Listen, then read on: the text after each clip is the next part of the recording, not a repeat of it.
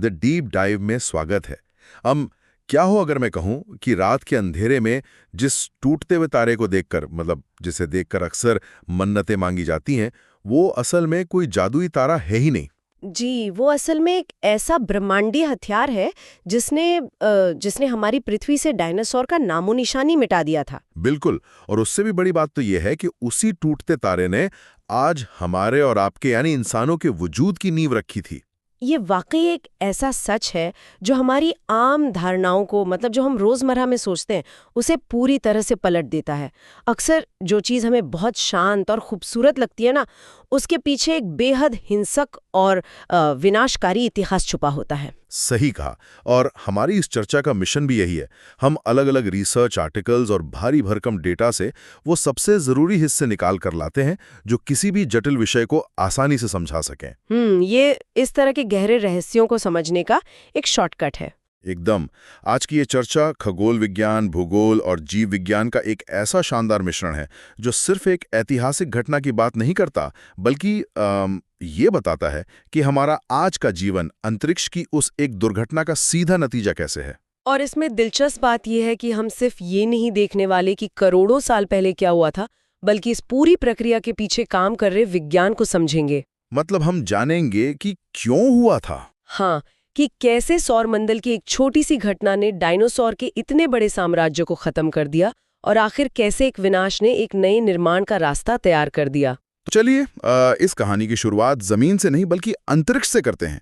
ये सारा पत्थरों का खेल आखिर चल कहाँ रहा है? देखिए, जो खगोलीय डेटा हमने खंगाले हैं वो बताते हैं कि मंगल और बृहस्पति ग्रह के बीच, मतलब मार्स और जुपिटर के बीच अंतरिक्ष में एक बहुत बड़ा इलाका है। जिसे एस्टेरॉयड बेल्ट कहते हैं। बिल्कुल। इस इलाके में अनगिनत छोटे बड़े चट्टानी टुकड़े लगातार चक्कर लगा रहे हैं, जिन्हें क्षुद्र ग्रह या एस्ट्रॉयड कहा जाता है। तो ये पत्थर आए कहाँ से? ये चट्टानी टुकड़े असल में हमारे सौर मंडल के निर्माण के समय बचे हुए मलबे का हिस्सा है, और ये भी बाकी ग्रहों की तरह सूरज का चक्कर लगा रहे हैं। लेकिन वो कोई शांत जगह नहीं है ना? एकदम नहीं। इसे आप ब्रह्मांड के एक विशाल बिलियर्ड्स टेबल की तरह सोच सकते हैं। ये लाखों पत्थर बहुत ही तेज गति से घूम रहे हैं और अक्सर एक दूसरे से टकरा जाते हैं। और जब इतनी तेज गति में दो चट्टानें टकराती हैं तो जाहिर है उनकी दिशा अचानक से बदल जाएगी। बिल्कुल। और यहीं पर मंगल ग्रह का गुरुत्वाकर्षण यानी ग्रेविटी अपना खेल शुरू करती है। यही बात मुझे सबसे ज्यादा हैरान करती है। मंगल ग्रह का गुरुत्वाकर्षण बहुत शक्तिशाली है। तो जब भी इन पत्थरों की टक्कर होती है और कोई पत्थर रास्ता भटककर मंगल के करीब आ जाता है तो मंगल उसे अपनी तरफ खींचने लगता है। जी, लेकिन मंगल अपनी जगह पर रुका हुआ तो है नहीं। वो अपनी कक्षा में बहुत तेजी से आगे बढ़ रहा है। और इसी बात पर मुझे एक बहुत ही मजेदार बात याद आती है। मतलब ये तो बिल्कुल उस शरारती बच्चे की तरह हुआ जो किसी को मारने के लिए पत्थर फेंकता है लेकिन खुद वहां से भाग जाता है। ये बहुत ही सटीक एनालॉजी है। मंगल उस पत्थर को अपनी तरफ खींचता तो है, लेकिन जब तक वो पत्थर वहां पहुंचता है मंगल आगे निकल चुका होता है। और मंगल की ठीक पीछे कौन है? हमारी पृथ्वी। बिल्कुल। यानी वो भटका हुआ पत्थर अब सीधे पृथ्वी की दिशा में आ रहा होता है। मंगल के गुरुत्वाकर्षण से खिंचने के बाद पत्थर की गति और तेज हो जाती है। और जब मंगल रास्ते से हट जाता है तो उस पत्थर के सामने सीधे पृथ्वी आ जाती है। अब पृथ्वी का अपना गुरुत्वाकर्षण उस पत्थर को अपनी तरफ खींचने लगता है। लेकिन एक मिनट, अगर ये प्रक्रिया लगातार चल रही है, मतलब अंतरिक्ष से इतने बड़े बड़े पत्थर रोज हमारी तरफ फेंके जा रहे हैं, तो पृथ्वी हर दिन तबाह क्यों नहीं होती? हम रोज कुचले क्यों नहीं जाते? यहीं पर जिक्र आता है हमारे सुरक्षा कवच का। पृथ्वी के चारों ओर हवाओं की लगभग 640 किलोमीटर मोटी एक परत है, जिसे हम वायुमंडल कहते हैं। हाँ, वायुमंडल।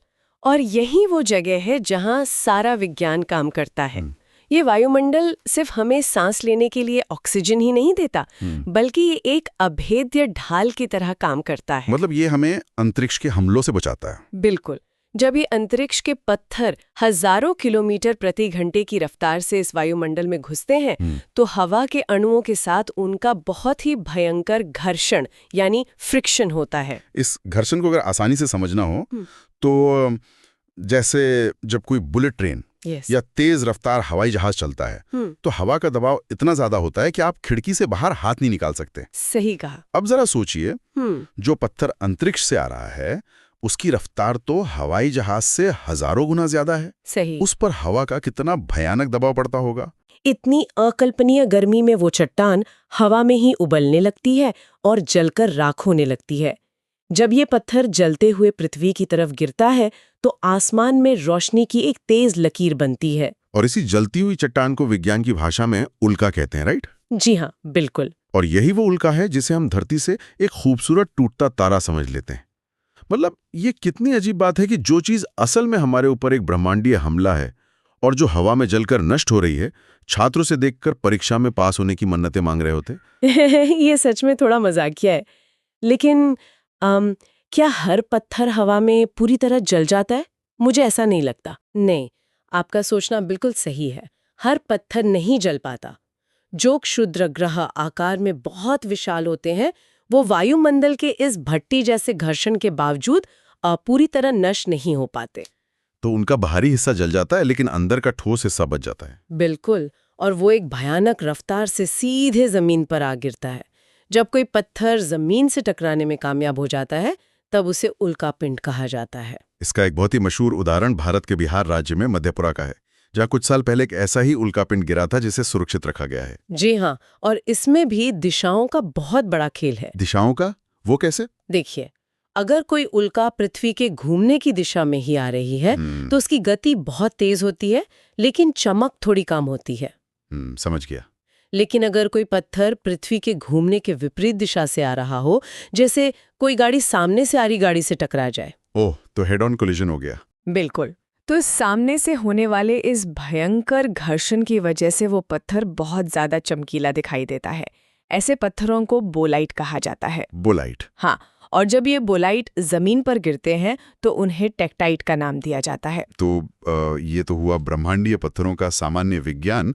लेकिन अब हम इस ज्ञानवर्धक विश्लेषण के सबसे खौफनाक और रोमांचक हिस्से की तरफ बढ़ते हैं, डायनासोर का इतिहास, जो कि सबसे दिलचस्प हिस्सा है। बिल्कुल। मतलब हम बचपन से कहानियों और फिल्मों में देखते आए हैं कि डायनासोर पृथ्वी के सबसे ताकतवर, विशाल और खतरनाक जीव थे। उनके सामने कोई टिक नहीं सकता था। तो फिर पूरी की पूरी प्रजाति अचानक एक झटके में कैसे मिट गई? इसका जवाब उसी अंतरिक्ष से आए एक खास उल्कापिंड में छिपा है, जिसे वैज्ञानिकों ने इजिप्टा का नाम दिया है। इजिप्टा? जी, आज से लगभग 6 करोड़ साल पहले ये इजिप्टा नाम का उल्कापिंड मंगल और बृहस्पति की कक्षा से भटककर सीधा पृथ्वी की तरफ आ गया था। और जो ऐतिहासिक डेटा मौजूद है उसके मुताबिक ये कोई छोटा मोटा पत्थर नहीं था। ये इजिप्टा आकार में इतना विशाल था कि वायुमंडल से गुजरते समय इसका बहुत बड़ा हिस्सा जलने के बावजूद ये एक बहुत बड़े पहाड़ जितना बड़ा था। बिल्कुल। और जब ये आज के मेक्सिको की खाड़ी के पास आकर गिरा तो वो कोई आम धमाका नहीं था। बिल्कुल नहीं। उस धमाके की तीव्रता का अंदाजा इस बात से लगाया जा सकता है कि वो 20 हाइड्रोजन बमों के एक साथ फटने के बराबर था। 1 मिनट, 20 हाइड्रोजन बम? जी। ये तो दिमाग को सुन कर देने वाली बात है। और ये सिर्फ शुरुआत थी। जब ये इजिप्टा इतनी भयानक ऊर्जा के साथ जमीन से टकराया तो पृथ्वी की ऊपरी परत के छींथड़े उड़ गए। जमीन के बड़े बड़े टुकड़े, मलबा, चट्टानें और धूल इस भयंकर विस्फोट के कारण अंतरिक्ष की तरफ उछल गए। लेकिन जो मलबा ऊपर गया उसे तो गुरुत्वाकर्षण वापस नीचे भी खींचेगा ना? सही कहा। और असली तबाही वहीं से शुरू हुई। जब वो मलबा वापस पृथ्वी के वायुमंडल में घुसा तो हवा के घर्षण से वो फिर से गर्म हो गया। तो अब वो आग के गोलों में बदल गया। बिल्कुल। जब वो मलबा आग के गोलों के रूप में वापस जमीन पर बरसने लगा तो उसका तापमान 200 डिग्री सेल्सियस तक पहुंच चुका था। आसमान से लिटरली आग की बारिश हो रही थी। Oh my God. जो डायनासोर्स हवा में उड़ सकते थे उनका तो आसमान में ही दम घुट गया और वे हवा में ही भस्म हो गए। लेकिन यहाँ मुझे एक बात बहुत खटक रही है। क्या? देखिए, चलिए मान लिया कि मेक्सिको की खाड़ी में ये उल्कापिंड गिरा। वहां के और मान लीजिए पूरे उत्तरी और दक्षिणी अमेरिका के डायनासोर उस धमाके और आग से मारे गए होंगे। लेकिन पृथ्वी तो बहुत बड़ी है। जो डायनासोर एशिया में थे या अफ्रीका में थे वो कैसे मारे गए? एक पत्थर पूरी पृथ्वी के जीवों का सफाया कैसे कर सकता है? ये बात तर्क के गले नहीं उतरती। ये एक बहुत ही शानदार सवाल है और यहीं पर हमें डायनासोर के इतिहास और पृथ्वी के भूगोल को गहराई से समझना होगा। इजिप्टा ने सिर्फ उस एक जगह पर तबाही नहीं मचाई थी। तो और क्या हुआ था? उसने पृथ्वी की कार्य प्रणाली में एक चेन रिएक्शन यानी एक के बाद एक होने वाली घटनाओं की झड़ी लगा दी थी। उस टक्कर की ऊर्जा इतनी ज्यादा थी कि उसने पूरी पृथ्वी पर एक साथ लगभग 10 तीव्रता का भूकंप पैदा कर दिया। 10 तीव्रता। इंसानी इतिहास में तो कभी ऐसा भूकंप रिकॉर्ड ही नहीं हुआ है। बिल्कुल। और इस भूकंप की लहरें पृथ्वी के एक छोर से दूसरे छोर तक गईं। जो डायनासोर बहुत विशाल थे, जिनका वजन कई टन था, वे इस भूकंप के कारण जमीन फटने से उसमें समा गए या झटकों से गिरकर उठ ही नहीं पाए। और मेक्सिको की खाड़ी में गिरने का भी तो कुछ अलग असर हुआ होगा। जी बिल्कुल। दूसरी बात यही थी कि चूंकि इजिप्टा मेक्सिको की खाड़ी में यानी समुद्र के किनारे गिरा था, तो उस 10 तीव्रता के भूकंप ने समुद्र के अंदर महाविनाशकारी सुनामी को जन्म दिया। लेकिन सुनामी की लहरें तो आमतौर पर तटों को ही डुबाती हैं ना, वो अंदर तक कैसे गई? आमतौर पे हाँ, लेकिन ये कोई आम सुनामी नहीं थी।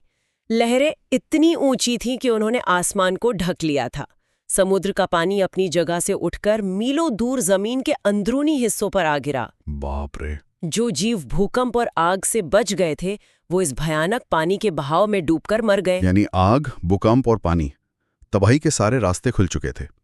लेकिन जो रिसर्च मैंने पढ़ी है वो बताती है कि जो जीव इन तीनों से बच गए थे, उनकी मौत का कारण और भी भयानक था। जी हाँ, इस भयानक झटके से पृथ्वी के अंदर के जो ज्वालामुखी शांत पड़े थे, वे सब एक साथ फट पड़े। पृथ्वी के गर्भ से भारी मात्रा में जहरीली गैसें, राख और रेडिएशन हवा में फैल गया। तो पूरा आसमान ढक गया होगा। एकदम। वातावरण में धूल और धुएं की इतनी मोटी चादर छा गई कि उसने सूरज की रोशनी को ही पृथ्वी तक पहुंचने से रोक दिया। और अगर सूरज की रोशनी नहीं आएगी तो पेड़ पौधे प्रकाश संश्लेषण यानी फोटोसिंथेसिस नहीं कर पाएंगे, पौधे मर जाएंगे। बिल्कुल। और जब पौधे मर गए तो शाकाहारी डायनासोर भूख से तड़प तड़प कर मरने लगे। और जब शाकाहारी मर गए तो जाहिर है उन्हें खाने वाले मांसाहारी डायनासोर भी भुखमरी का शिकार हो गए। यही हुआ। डायनासोर का विशाल शरीर ही उनकी सबसे बड़ी कमजोरी बन गया था, क्योंकि उन्हें जिंदा रहने के लिए रोजाना टनों भोजन चाहिए था, जो अब इस दुनिया में बचा ही नहीं था। तो फिर इस महाविनाश में जिंदा कौन बचा? क्या पृथ्वी पूरी तरह से बंजर हो गई थी? नहीं, ऐसा नहीं है। इस प्रलय में सिर्फ वही जीव जिंदा बच पाए जो आकार में बहुत छोटे थे। जैसे कि उस समय के चूहे और छोटे स्तनधारी जीव। चूंकि वे छोटे थे, इसलिए वे जमीन के अंदर गहरे बिलों में छुपकर आग और सुनामी से बच गए। और उन्हें खाने की भी कम जरूरत होगी। बिल्कुल। सबसे अहम बात यही थी, उन्हें जिंदा रहने के लिए बहुत ही कम भोजन की आवश्यकता थी। वे मरे हुए जीवों को खाकर या सूखी जड़ों को चबाकर गुजारा कर सकते थे। और यही वो मोड़ आता है जहां डायनासोर का इतिहास और हमारे यानी इंसानों के विकास का इतिहास आपस में टकराता है। जी, मतलब अगर वो महाविनाश नहीं होता और वो विशाल डायनासोर पृथ्वी पर राज करते रहते, तो शायद आज हम और आप इस ब्रह्मांड के बारे में बात करने के लिए मौजूद ही नहीं होते। ये एकदम सच है। विनाश सिर्फ अंत नहीं होता, वह किसी नए शुरुआत के लिए जगह भी बनाता है। जब इजिप्टा पृथ्वी से टकराया तो उसके असर से पृथ्वी के अंदर मौजूद टेक्टोनिक प्लेट्स में भयंकर हलचल हुई। और इस हलचल ने क्या किया? इसने दुनिया का भूगोल हमेशा के लिए बदल दिया। इसी बदलाव के कारण अफ्रीका महाद्वीप के पूर्वी हिस्से में जमीन ऊपर की तरफ उठने लगी। और ऐसी जमीन के उठने से विशाल पहाड़ों का निर्माण हुआ। सही कहा। बिल्कुल। माउंट किलिमंजारो जैसे ऊंचे पहाड़ और रिफ्ट वैली जैसी गहरी खाइयां इसी भौगोलिक उथल-पुथल का नतीजा है। अब ये पहाड़ कोई मामूली पत्थर के टुकड़े नहीं थे। इन्होंने वहां के पूरे पर्यावरण को ही बदल कर रख दिया। इस पर्यावरण वाले हिस्से को समझना बहुत दिलचस्प है। देखिए, पृथ्वी पश्चिम से पूर्व की ओर घूमती है। सही। इस वजह से हवाएं और बारिश लाने वाले मॉनसून के बादल भी पूरब की दिशा से अफ्रीका की तरफ आते थे। सही। लेकिन अब बीच में किलिमांजारो जैसे ऊंचे पहाड़ खड़े हो गए थे, तो जाहिर है कुछ तो बदलना था। बिल्कुल। उन पहाड़ों ने बादलों के रास्ते में एक विशाल दीवार का काम किया। पूरब से आने वाली नमी और मानसूनी हवाएं पहाड़ों से टकराकर वहीं रुक जाती थीं। तो पहाड़ों के दूसरी तरफ सूखा पड़ गया। नतीजा यही हुआ कि पहाड़ों के दूसरी तरफ यानी अफ्रीका के एक बहुत बड़े हिस्से में बारिश होनी बंद हो गई। हाँ। और जो अफ्रीका कभी हरे भरे जंगलों से भरा हुआ था, जहां ऊंचे पेड़ और हरियाली थी, वो धीरे धीरे सूखने लगा। नदियां सूख गईं, पेड़ खत्म हो गए और वो पूरा का पूरा हरा भरा इलाका एक अंतहीन मरुस्थल में तब्दील हो गया। जिसे आज पूरी दुनिया सहारा रेगिस्तान के नाम से जानती है। बिल्कुल। और इसी सूखे और जंगल के खात्मे ने इंसान के जन्म की पटकथा लिखी। वो कैसे? ये बहुत से लोग नहीं जानते। हाँ, मतलब उन हरे भरे जंगलों में पेड़ों पर बंदरों और कपियों, जिन्हें हम एप्स कहते हैं, उनकी कई प्रजातियां रहा करती थी। उनका पूरा जीवन पेड़ों पर ही गुजरता था। लेकिन जब जंगल ही नहीं रहे, पेड़ सूखकर खत्म हो गए, तो उन्हें पेड़ों पर फल और पत्ते मिलने बंद हो गए। यानी भूख से बचने के लिए उनके पास पेड़ों से नीचे उतरने के अलावा कोई और चारा नहीं था। बिल्कुल। जिंदा रहने की जद्दोजहद ने उन्हें जमीन पर उतरने के लिए मजबूर कर दिया। भोजन की तलाश में वे मीलों भटकने लगे, खासकर नील नदी के किनारों के आसपास।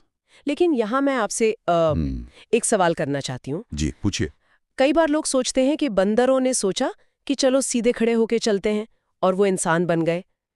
लेकिन विकासवाद या एवोल्यूशन ऐसे काम नहीं करता कि आपने कुछ सोचा और शरीर बदल गया। बिल्कुल नहीं। तो स्पाइनल कॉर्ड या रीढ़ की हड्डी में जो बदलाव आया, वो असल में हुआ कैसे था? ये एक बहुत ही तार्किक और गहरी बात है।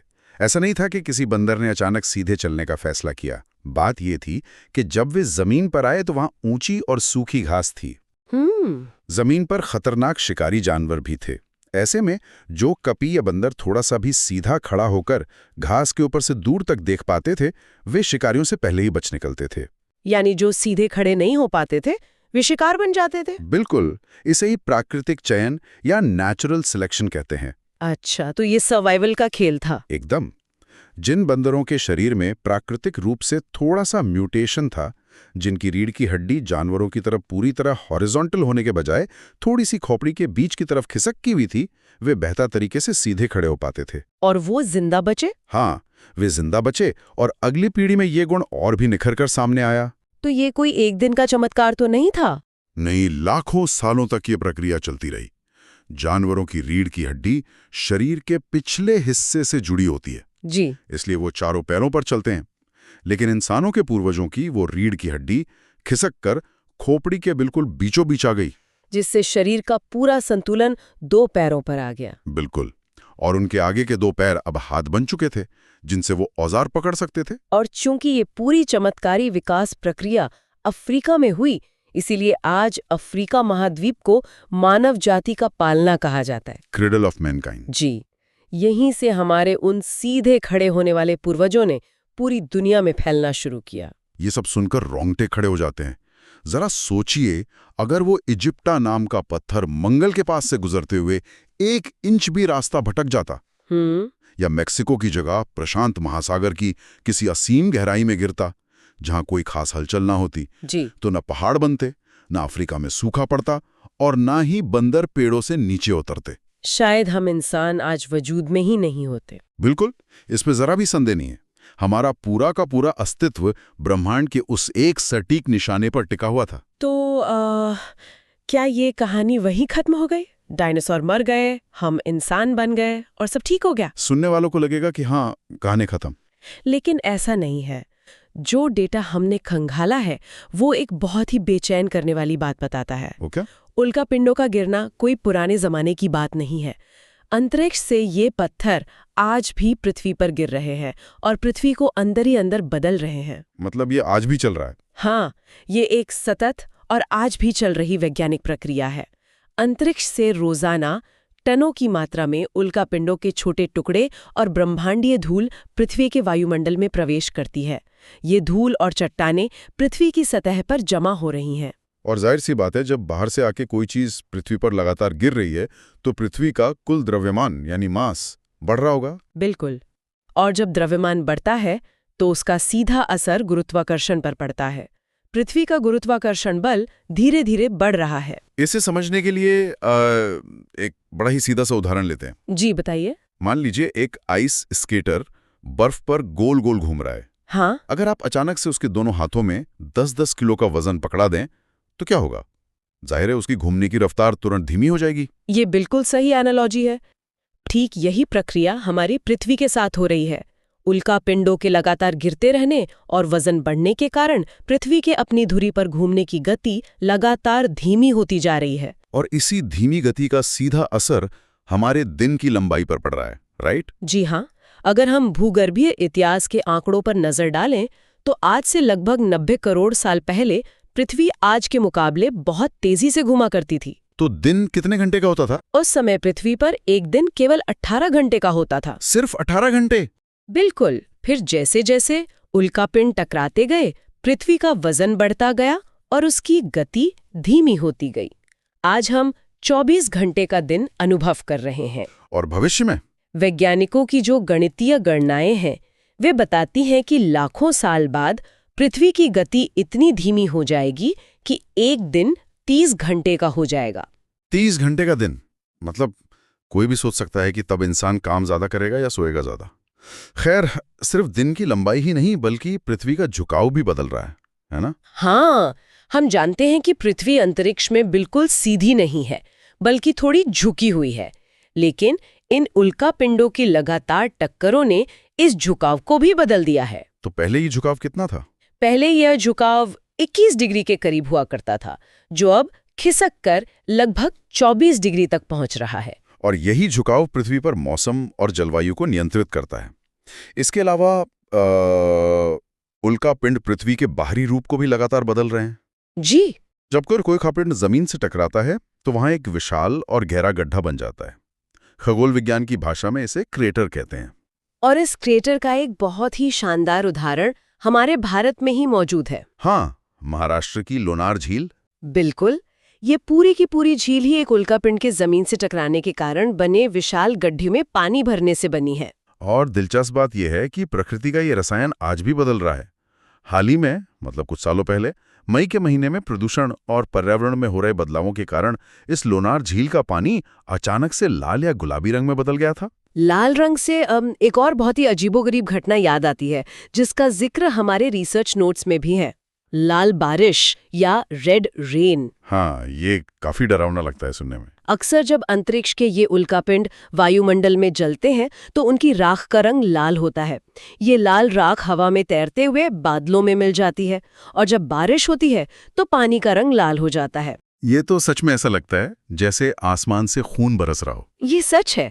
हालांकि हमें इस बात का भी ध्यान रखना चाहिए कि हर लाल बारिश उल्कापिंड की वजह से नहीं होती। अच्छा, तो और क्या कारण हो सकता है? जैसे इटली और दक्षिणी यूरोप के कुछ हिस्सों में जो लाल बारिश होती है उसका कारण अफ्रीका के सहारा रेगिस्तान से उड़कर आई हुई लाल रेत होती है, जो तूफानों के साथ उड़कर बादलों में मिल जाती है। तो ये पृथ्वी का पूरा इकोसिस्टम कितना आपस में उलझा हुआ है। लेकिन अगर हम इस वायुमंडल की अहमियत को और गहराई से समझना चाहते हैं तो हमें पृथ्वी से बाहर निकलकर सौर मंडल के दूसरे ग्रहों को देखना होगा। ये एक बहुत ही जरूरी तुलना है। जब हम दूसरे ग्रहों को देखते हैं तब हमें समझ आता है कि वायुमंडल का होना हमारे लिए वरदान है या एक ऐसा जाल जो जान भी ले सकता है। यहीं पर मैं एक ऐसा सवाल उठाना चाहती हूँ जो अक्सर लोगों को कंफ्यूज करता है। बताइए, अगर हम सूरज से ग्रहों की दूरी की बात करें तो बुध ग्रह यानी मरकरी सूरज के सबसे करीब है। तो सीधे लॉजिक के हिसाब से बुध को पूरे सौर मंडल का सबसे गर्म ग्रह होना चाहिए। हाँ, बिल्कुल। लेकिन सारे वैज्ञानिक आंकड़े बताते हैं कि सबसे गर्म ग्रह बुध नहीं बल्कि शुक्र यानी वीनस है। ऐसा क्यों? यही वो जगह है जहां वायुमंडल का असली किरदार सामने आता है।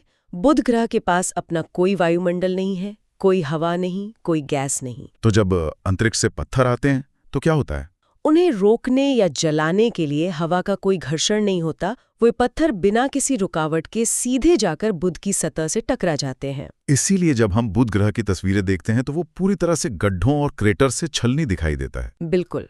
और वायुमंडल न होने का दूसरा असर यह है कि जब सूरज की भयंकर गर्मी बुध पर पड़ती है तो वो गर्मी वहां रुकती नहीं है, क्योंकि उसे रोक कर रखने के लिए कोई हवा ही नहीं है। मतलब जो गर्मी आई वो सतह से टकराकर वापस अंतरिक्ष में लौट गई। जी, लेकिन शुक्र ग्रह के मामले में कहानी बिल्कुल उल्टी है। वो कैसे? शुक्र के पास एक बहुत ही घना और भारी वायुमंडल है। इस वायुमंडल में मुख्य रूप से कार्बन डाइऑक्साइड और सल्फर डाइऑक्साइड जैसी बहुत ही भारी और खतरनाक गैसें हैं। तो ये एक तरह का ढाल का काम करता होगा। हाँ, ये वायुमंडल एक तरफ तो उल्कापिंडों के लिए दीवार का काम करता है। पत्थर इस घने वायुमंडल में ही रगड़ खाकर जल जाते हैं, इसलिए शुक्र पर गड्ढे कम है। लेकिन इसका एक बहुत बड़ा नुकसान भी तो है। सबसे बड़ा नुकसान ये भारी गैसों का वायुमंडल सूरज से आने वाली गर्मी को सोख तो लेता है, लेकिन उसे वापस अंतरिक्ष में जाने नहीं देता। तो गर्मी अंदर ही फंस जाती है। बिल्कुल, ये गर्मी उस वायुमंडल के अंदर ही फंसकर रह जाती है। इसे विज्ञान की भाषा में ग्रीन हाउस इफेक्ट कहते हैं। यानी शुक्र ग्रह एक ऐसा प्रेशर कुकर या भट्टी बन चुका है जिसकी सीटी कभी नहीं बचती। एकदम सही। अंदर ही अंदर गर्मी बढ़ती जा रही है और इसी वजह से शुक्र सौर मंडल का सबसे गर्म और नर्क जैसा ग्रह बन गया है। और अगर हम अपने सबसे करीबी पड़ोसी यानी चांद की बात करें तो वहां की स्थिति तो और भी अलग है। जी हाँ, चांद पर भी वायुमंडल बिल्कुल नहीं है। तो जब भी कोई पत्थर चांद की तरफ आता है वो बेरोक टोक जाकर सतह से टकरा जाता है। इसी वजह से चांद पर अनगिनत क्रेटर बने हुए हैं और जो हम बचपन से कहानियां और कविताओं में सुनते आए हैं कि चांद में दाग हैं, वो असल में दाग नहीं है, वो विशाल क्रेटर हैं। बिल्कुल। जब पृथ्वी से हम चांद को देखते हैं तो जिन हिस्सों में हमें काले धब्बे दिखाई देते हैं वे असल में वही विशाल क्रेटर हैं। चूंकि ये गड्ढे बहुत ज्यादा गहरे हैं, इसलिए सूरज की रोशनी उनके तल तक पहुंच ही नहीं पाती और वहां हमेशा घुप अंधेरा रहता है। बिल्कुल सटीक विश्लेषण है। तो अगर हम आज की इस पूरी चर्चा को समेटें तो ये एक ऐसा सफर रहा है जो हमारी कल्पना की हदों को पार कर जाता है। एक चट्टान जो मंगल के गुरुत्वाकर्षण की वजह से अपना रास्ता भटक गई, उसने हमारी पृथ्वी पर राज करने वाले डायनासोर के विशाल साम्राज्य का अंत कर दिया। उसी तबाही से उपजे भूकंपों ने अफ्रीका में पहाड़ खड़े कर दिए। उन पहाड़ों ने बादलों को रोककर हरे भरे जंगल को सहारा रेगिस्तान बना दिया। बिल्कुल। और उस पर्यावरण के बदलाव ने पेड़ों पर रहने वाले बंदरों को जमीन पर उतरने और जिंदा रहने के लिए सीधा खड़ा होने पर मजबूर कर दिया, जिसने हमें इंसान बनाया। और ये सिलसिला आज भी थमा नहीं है। हाँ, अंतरिक्ष के ये पत्थर आज भी पृथ्वी पर गिरकर हमारे दिनों को लंबा कर रहे हैं। ये सचमुच घटनाओं का एक ऐसा ब्रह्मांडीय जाल है जिसे समझना इंसान की सबसे बड़ी जीतों में से एक है। लेकिन अगर हम आज के इस चर्चा से मिले ज्ञान को आधार बनाकर थोड़ा और गहराई में सोचें तो एक बहुत ही बेचैन करने वाला सवाल उभरता है। वो क्या? जिस तरह से उल्कापिंड चुपचाप पृथ्वी का द्रव्यमान बढ़ा रहे हैं और उसके झुकाव को बदल रहे हैं, क्या ये संभव है कि आज इसी वक्त हमारे पैरों के नीचे पृथ्वी में कोई ऐसा धीमा और अदृश्य बदलाव हो रहा हो जो लाखों साल बाद इंसानों को खत्म करके किसी बिल्कुल ही नई प्रजाति को जन्म देने वाला हो? ये तो सच में बहुत गहरा सवाल है। और क्या हमारा ये वायुमंडल जो आज हमें उल्का पिंडों से बचा रहा है, कभी हमारे बढ़ते प्रदूषण और कार्बन गैसों के कारण हमारे लिए भी शुक्र ग्रह जैसी कोई उबलती हुई भट्टी बन सकता है? इस पर सोचना बहुत जरूरी है। बिल्कुल, ये एक ऐसा विचार है जो सोचने पर मजबूर कर देता है। शायद अगली बार जब कोई भी रात के अंधेरे में किसी टूटते हुए तारे को आसमान चीरते हुए देखेगा तो सिर्फ मन्नत नहीं मांगेगा, वो उस चमक में महाविनाश और जीवन के उस ब्रह्मांडीय चक्र को महसूस करेगा जिसने हमें आकार दिया है। आज के इस गहरे विश्लेषण में हमारे साथ जुड़ने के लिए शुक्रिया। मिलते हैं अगली ऐसी ही शानदार चर्चा में।